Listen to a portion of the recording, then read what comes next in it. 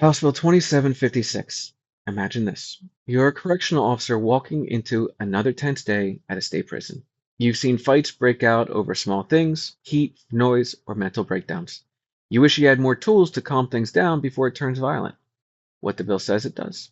House Bill 2756, called the Jovian Motley Act, says it will protect correctional officers by giving them training in de escalation, crisis intervention, suicide prevention, and behavioral health awareness.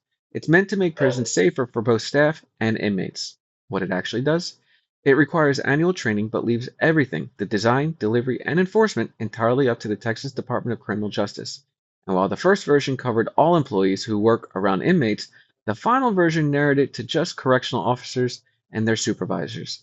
This means the people who clean cells, cook food, and transport inmates won't get the same training, even though they face the same risks.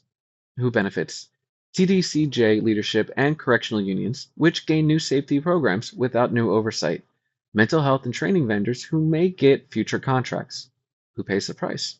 Frontline staff left out of the training.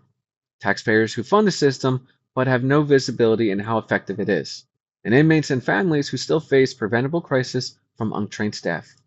Why this matters. Without real oversight or consistent training for everyone who works inside prisons, this reform may not live up to its name. When one person isn't trained to handle a mental health crisis, everyone inside the unit is at greater risk officers, staff, and inmates alike.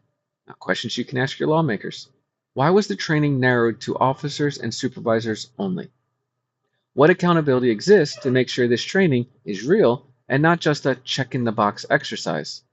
And would you support expanding coverage and adding public reporting on results? Bottom line, House Bill 2756 honors a fallen officer's memory, but risks becoming symbolic reform without the oversight and coverage needed to truly make Texas prisons safer.